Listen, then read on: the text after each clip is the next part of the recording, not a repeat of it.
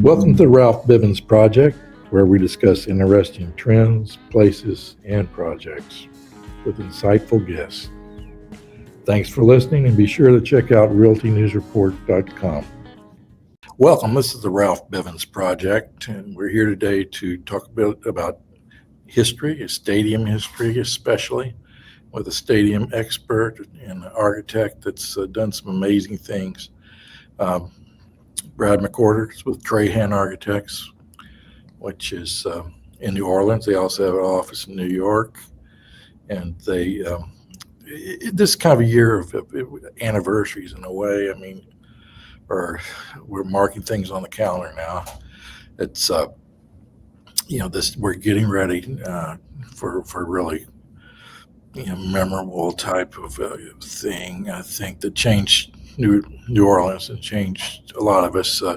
In August will be the 20th anniversary of Hurricane Katrina, which was a huge tragedy that really a lot of people lost their lives and a lot of property was damaged. People lost their homes, and of course the stadium there suffered some major damage.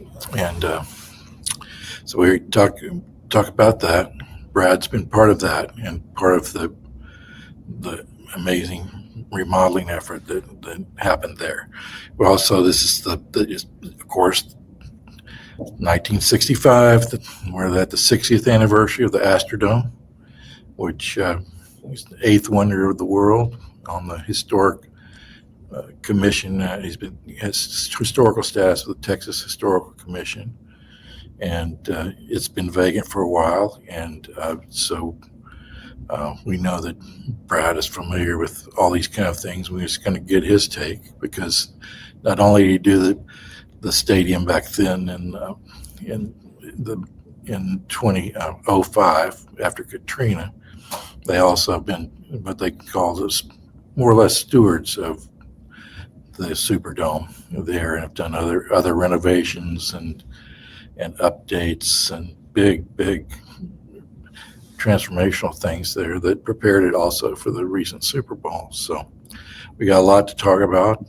Brad, welcome. Thank you so much for being here. Yeah, thank you. Really great to see you and be with you, and looking forward to the conversation. So appreciate it. We, I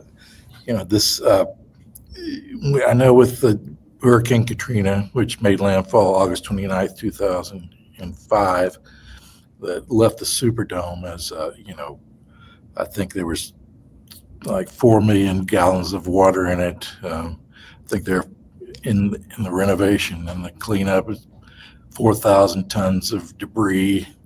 Of course, the roof, 10-acre roof, was totally demolished. And just tell us, and you were there.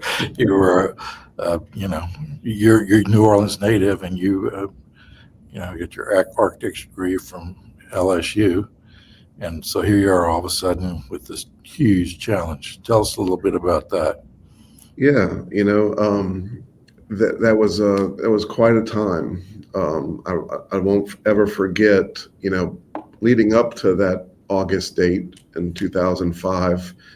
Up until that point, I had just been, a New Orleans native that went to every Saints game in the building my entire life. And, just never forget that the Friday before Katrina hit, we were, there at the Saints had a preseason football game against the Baltimore Ravens. And as we were leaving the stadium, just as a normal game event, all the TVs showed this hurricane popping up, on the TVs as we're all leaving the stadium. And, of course, New Orleans and Houston is familiar with this as well, the term contraflow, and, everybody getting ready and preparing their homes and leaving the area so that, kind of hunker down and make the decision, are you going to stay or are you going to leave? And that's what everybody was talking about that couple of days right before, I think it was the Friday night before Katrina hit, a couple of days later, and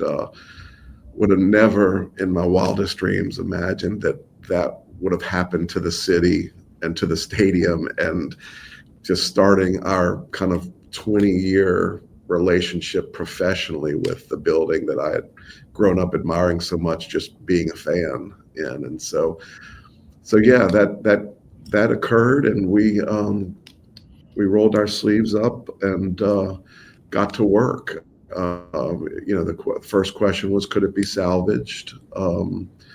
And of course, we like to talk about the building as, and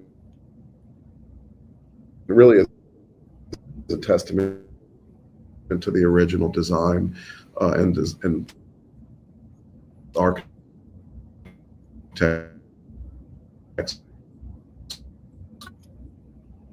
Curtis and Davis of there you go. Could be salvaged and was worth it. And there was a lot of backing, political backing, National Football League backing. Houston became kind of the practice field. I remember the Saints were practicing in the Astrodome's parking lot, that season afterwards, because we weren't in the there's just so many ties between Houston and New Orleans. Dates back to the conception. The original Superdome design was conceived of to improve and be better than the Astrodome was 10 years prior to it opening. And there's just this connection to the two buildings. So it's interesting that you bring that up. But so yeah, we worked for a really quick 9 months and implemented about $200 million of work to just, we like to refer to it as, to get the butts back in the seats, right? Like, get to a point where we can host a game. We're not worried if the paint's not all dry yet and the millwork is finished, and we just need the people. We need New Orleans living room back. We want the people to be able to come. We want the team to be able to play. And we want to get back to some sense of normalcy. And if it's not 100% finished, it's got to be safe. It's got to be operational, and it's got to just get us to the bare minimum. And I think we even exceeded the bare minimum, as you saw in that original game in September of 2006 of coming back to the Superdome. It exceeded everybody's expectations for sure. And it's such a celebration for the city. That it was able to, what are we talking about? Barely a year, since the hurricane hit, and you're able to do all this to $200 million worth of work to the stadium, and those are back then 200 million was a lot of money. That's right. Yeah. And, there were all these other studies. What should it be torn down? Should a new stadium be built somewhere in a different spot? All those things were surrounding the decision-making process when we decided to, move forward. The building was 30 years old at that time.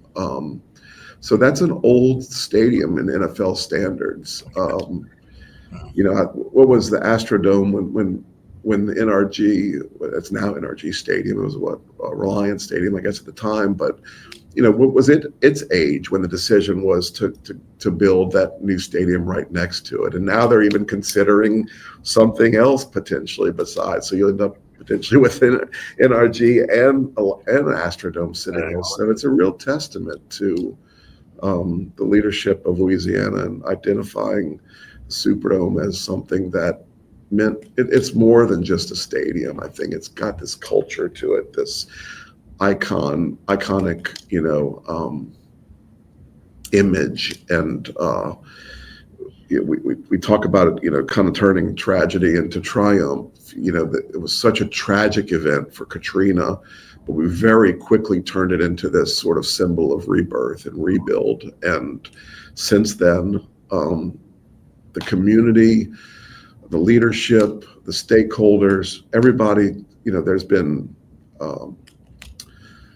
lots of polls done and studies done on the interest of, like, hey, what if we got rid of it and did something new? And there's not an appetite for it here. And I think that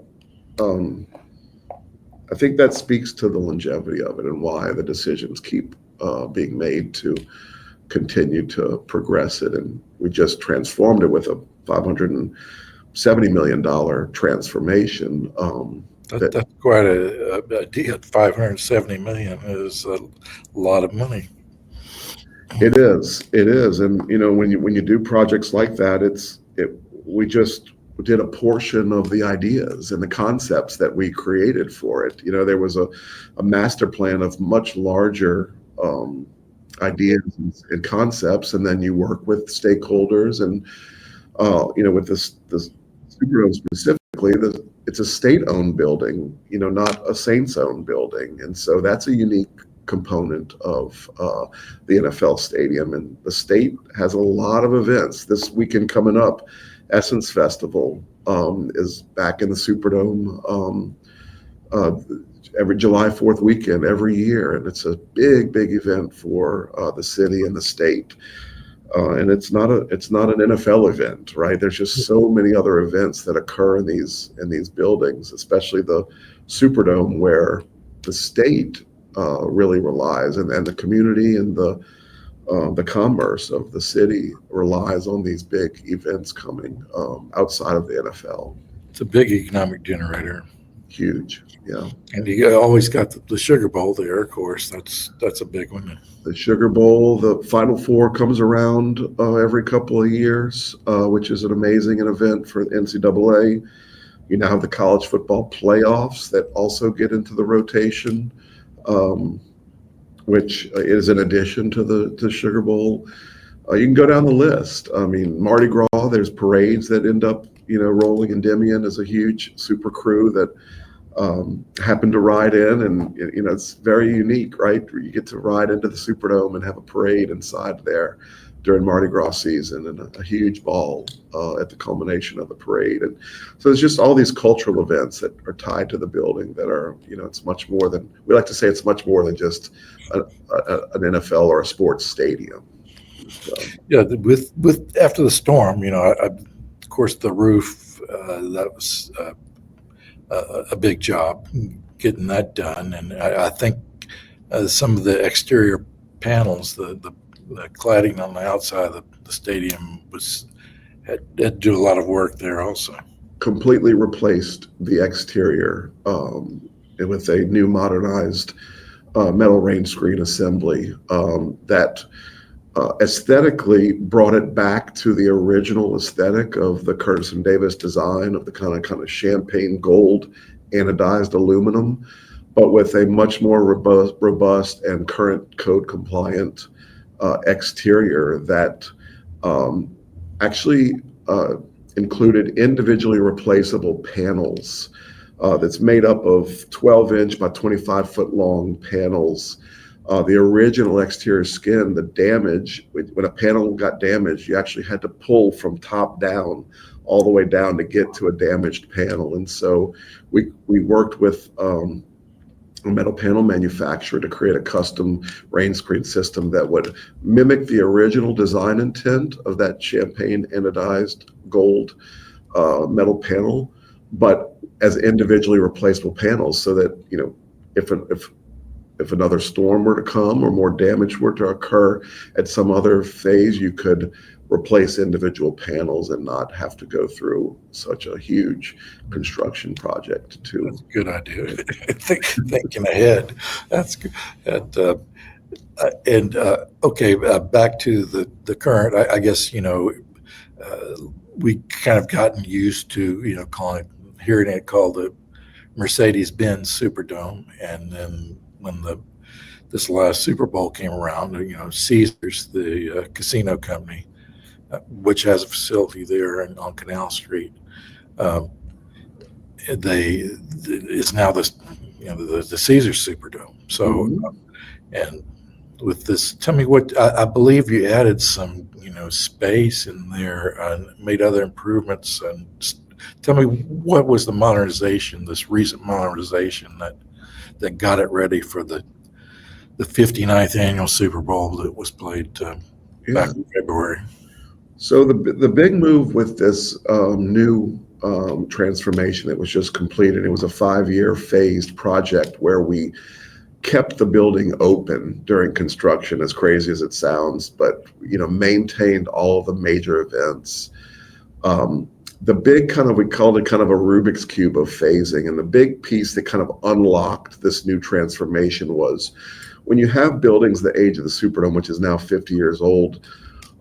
Many of the original design standards are much, much different these days. And so it had hundreds of thousands of square feet of existing ramps, exit ramps inside the building that were outdated and take up a lot of space, way more space than current egress standards and current egress systems and life safety systems allow in stadium construction. And so there are 8 of these massive ramps inside the Superdome, inside the existing envelope of the Superdome, 2 on each end zone and 2 on each sideline. And so it's part of the master plan. We identified removal of all of the ramps internal to the Superdome. In the project, we only removed 4 of the 8 ramps, and the 4 ramp systems were removed from the sidelines and replaced with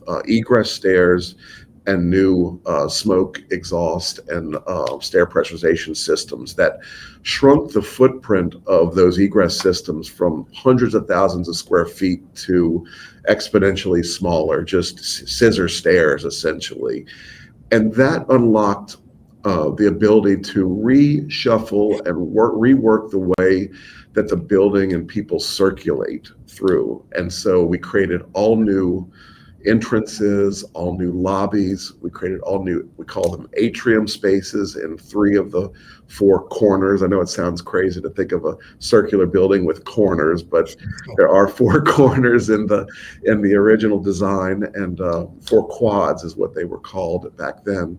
But 3 of those corners got these brand new atrium entrances, and we really elevated the patron experience, the general admission patron experience of how you come into the building, work your way through vertically the building into the different seat areas as kind of an efficiency and an improvement of speed, which then started to open up massive amounts of new lounges, club spaces, food and beverage offerings. And so getting people in and through the building and then up to their seating sections, or we like to call them the neighborhoods. Everybody kind of, gets to their own neighborhood inside the Superdome, and you have the corner bar and the marketplace and these food and beverage opportunities, new restrooms, widened concourses. It was a complete the original design inside out to bring it up to current standards within the envelope of the existing building. It's a 2 million square foot building. You'd never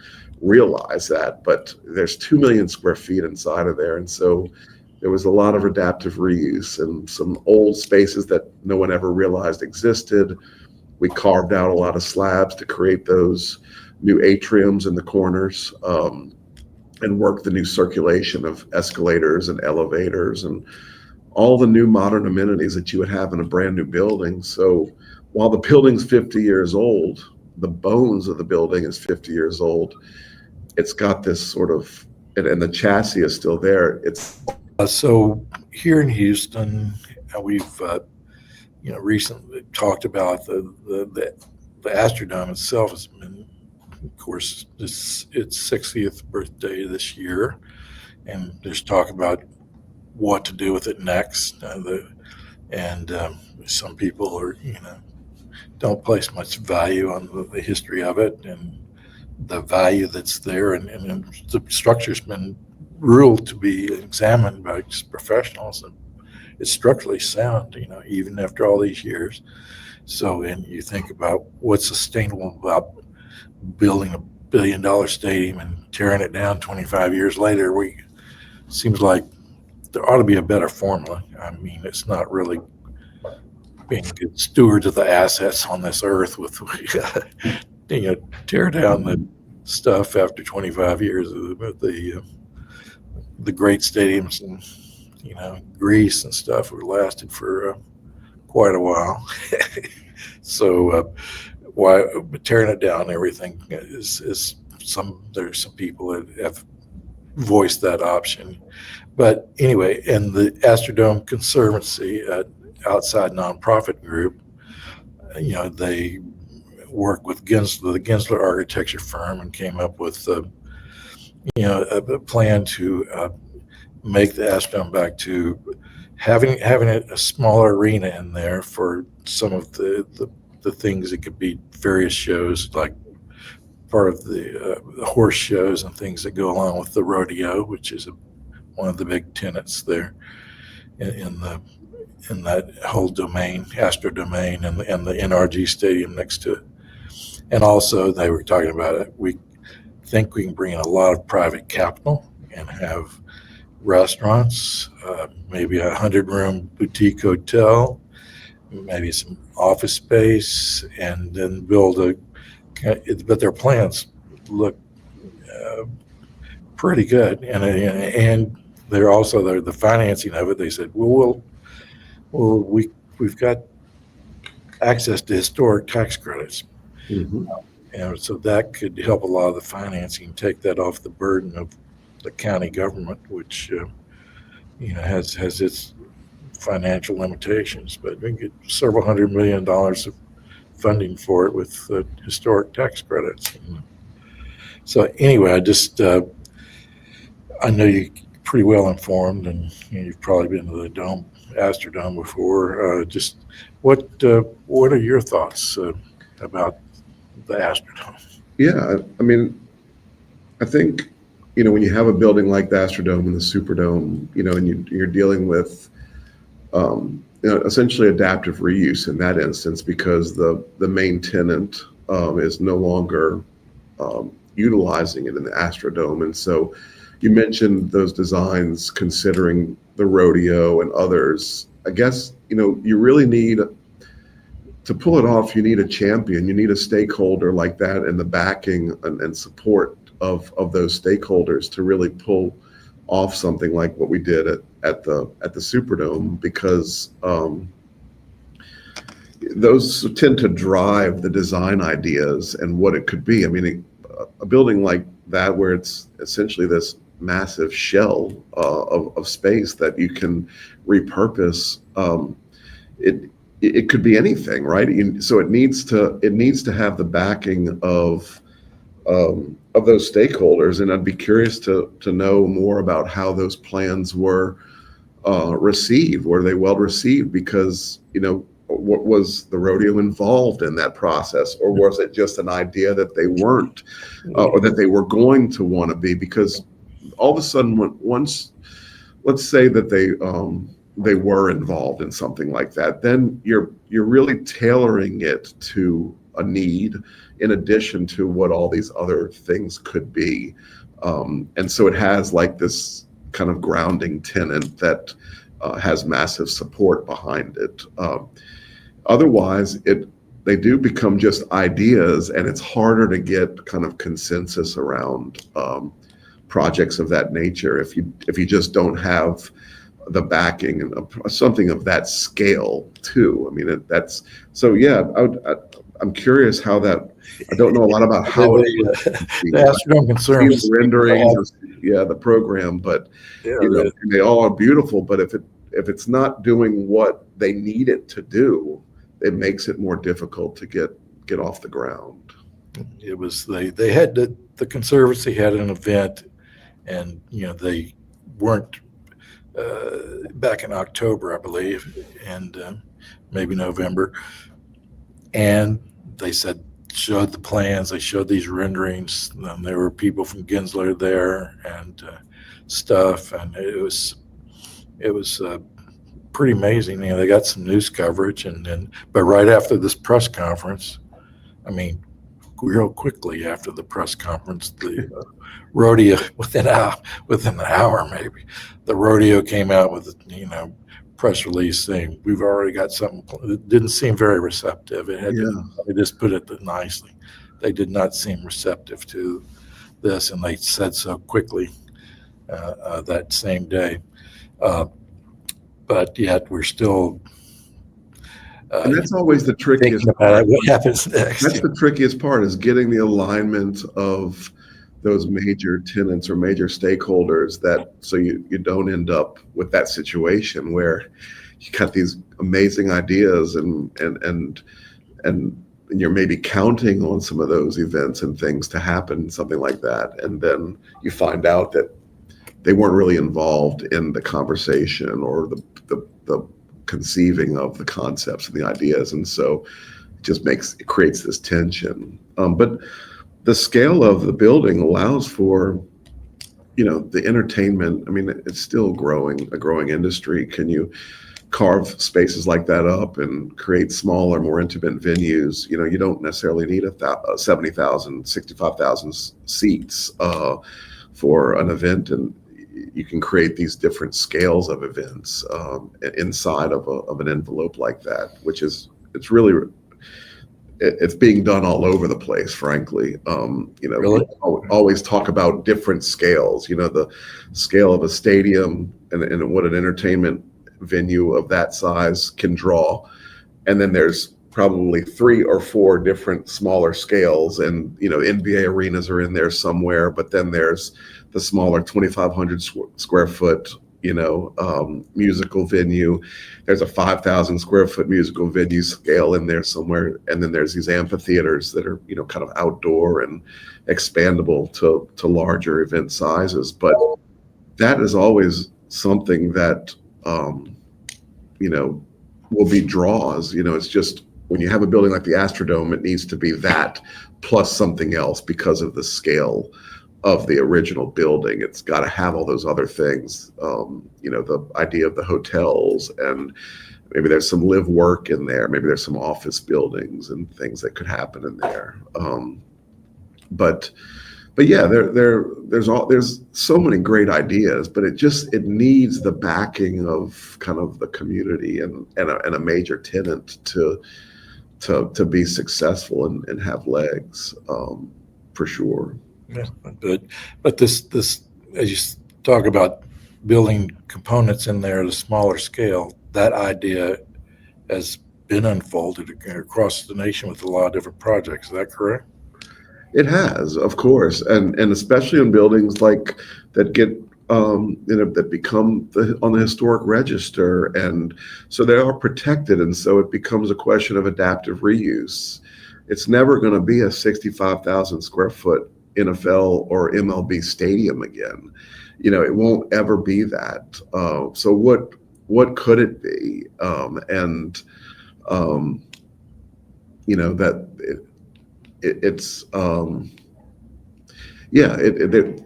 Those types of things have been done, not just around nationally, but internationally as well.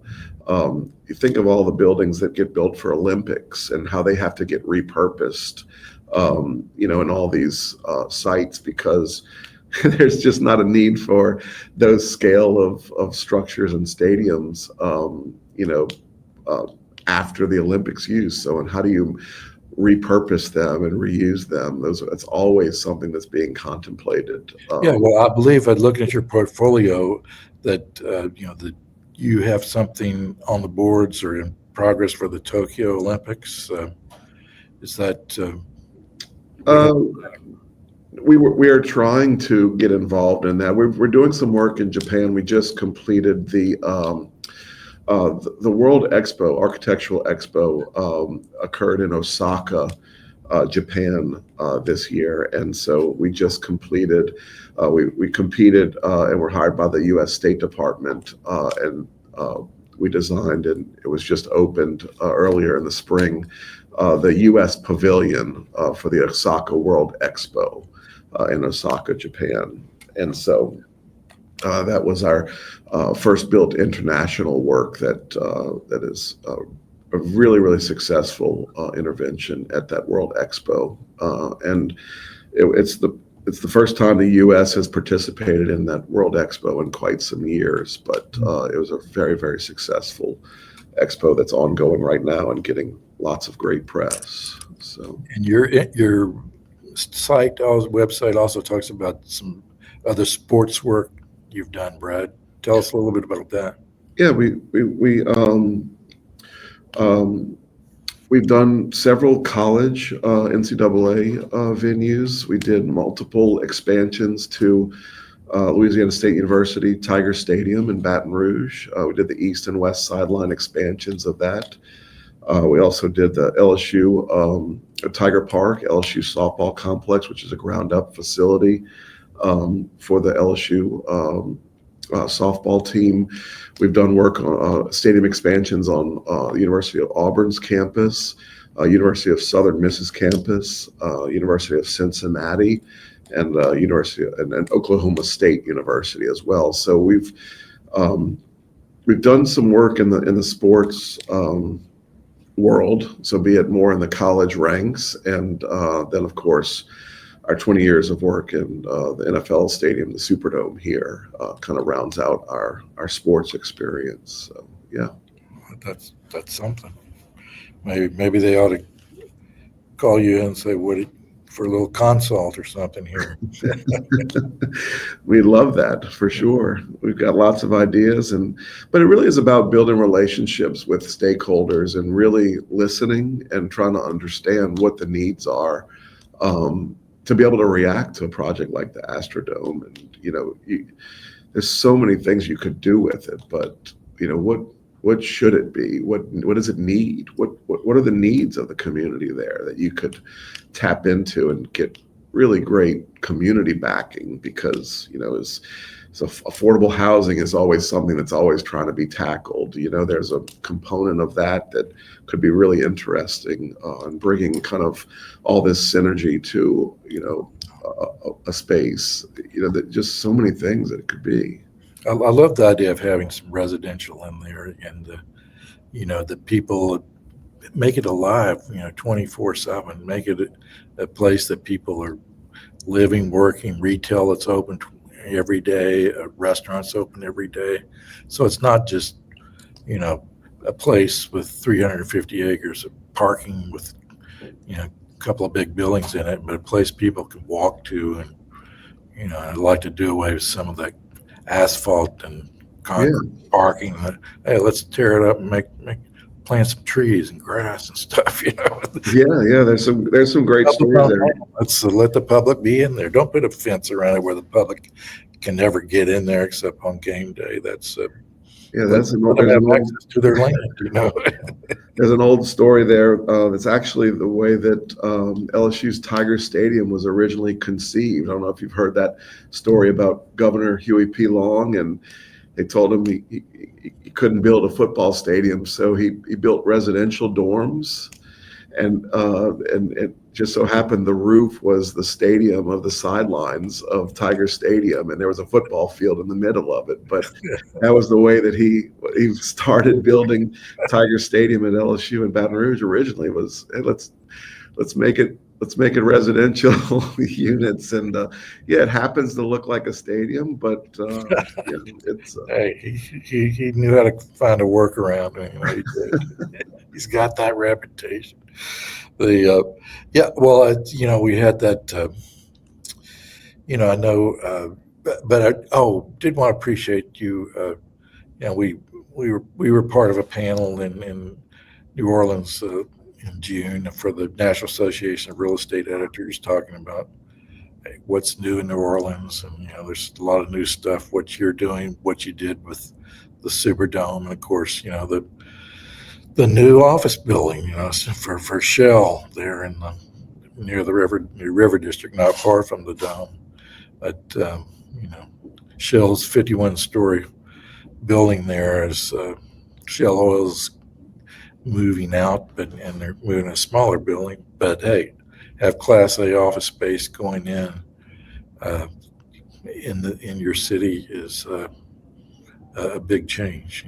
Big change. It is. I mean, our office here, I'm in it right now, that One Shell Square was what it used to be called. And, they've slowly moved. They used to have 600,000 square feet of space in this building, and they've slowly kind of moved away from it. It's now a different name. But Shell is now constructing a brand new office building in the new River District, which is adjacent to the river and the convention center here in New Orleans, and so not quite the scale of this building, but it's 51 stories, right? Yeah. I think that was, of course, it looks, people in Houston know, One Shell Plaza on Louisiana, 910 Louisiana, when it was really Mr. Gerald Hines' first big project of that scale, and then he went to New Orleans not too long after that and built this building where Brad's sitting right now, and it looks quite similar, the same travertine exterior, it's same architect. It was just a great building, and but it's been there for a while. And I happened to see it when I was there, in June, and walked by and everything. It's still, you recognize it, you see it, and you go, "That's Shell."